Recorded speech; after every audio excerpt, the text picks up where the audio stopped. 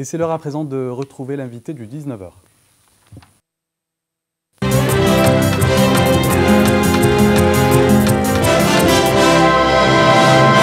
Nous recevons ce soir Akram Khrayef. Bonsoir. Bonsoir. Vous êtes spécialiste en défense et sécurité. Merci beaucoup d'être avec nous sur ce plateau. Nous sommes ensemble pour parler ce soir du plus grand exercice militaire qu'a connu l'Algérie depuis son indépendance. Cette opération d'envergure a eu lieu dimanche. Elle a été supervisée par le général de corps d'armée Ahmed Gaïd Saleh à l'ouest du pays.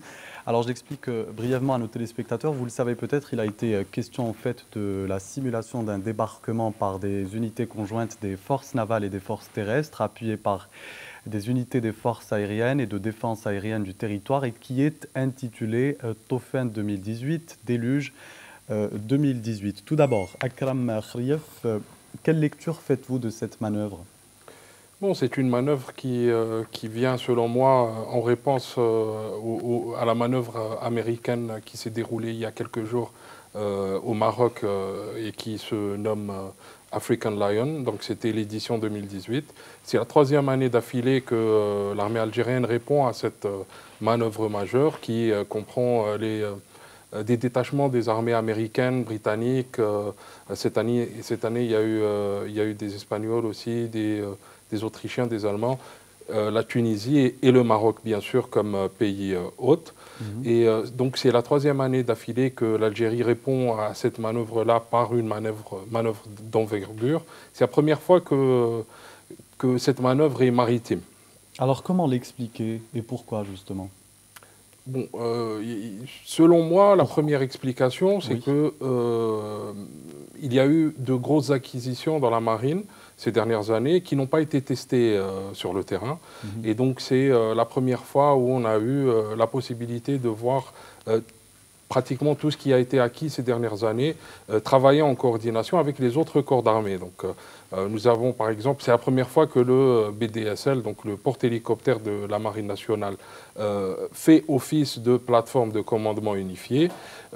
Ça a permis aussi de faire fonctionner la marine avec les autres corps d'armée, pas que l'armée de l'air et l'armée de terre, aussi les forces de défense aérienne du territoire, aussi même la cyberdéfense, la communication opérationnelle, etc. Donc tout le monde a un petit peu gravité autour de cet exercice. Alors vous évoquiez justement l'exemple du Maroc et tout ce que vous avez pu nous dire, mais pourquoi maintenant? Pourquoi spécialement en 2018? C'est traditionnel, hein, c'est traditionnel. Enfin, c'est officieusement traditionnel. À chaque fois que cet exercice américain a lieu, il y a réponse automatique de l'Algérie. De toutes les manières, il allait y avoir une grande manœuvre cette année avant juillet pour conclure l'année d'études en Algérie. Donc c'est venu peut-être aussi un petit peu avant le Ramadan pour pouvoir faire les choses correctement et de manière efficace. L'armée algérienne qui a été classée récemment comme l'armée la plus puissante d'Afrique après l'armée égyptienne, notre armée est-elle sur cette même lancée, selon vous, celle de la montée en puissance?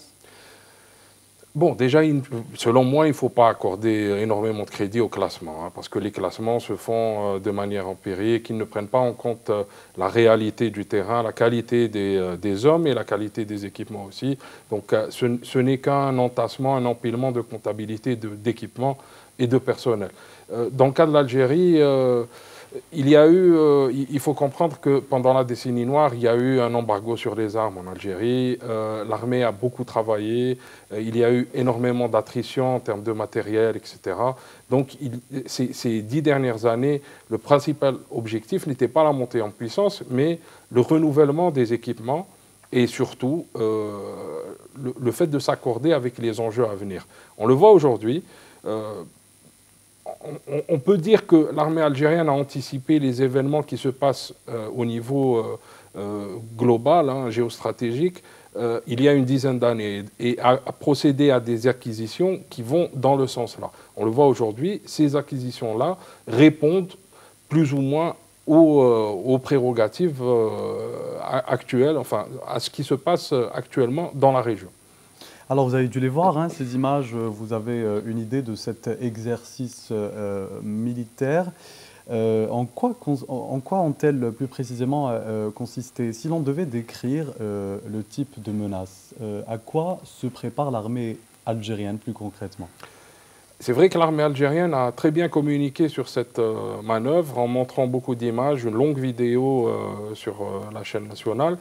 Il reste qu'il n'y a pas eu d'explication détaillée de cette manœuvre. Cette manœuvre est en fait une simulation qui répondait à un scénario bien précis, qui était une invasion de l'Algérie par un pays limitrophe, par probablement une coalition limitrophe, donc, et qui viserait une grande ville algérienne de l'Ouest, Oran pour ne pas la nommer.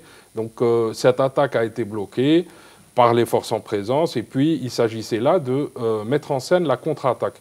La contre-attaque a impliqué un certain nombre d'éléments terrestres qui n'ont pas été montrés à la caméra, oui, et un débarquement derrière les lignes ennemies pour prendre en tenaille cette force qui a essayé d'entrer en Algérie. Donc ce sont les messages que nous pouvons tirer de cet exercice militaire, c'est sentir une menace et essayer de la contrer.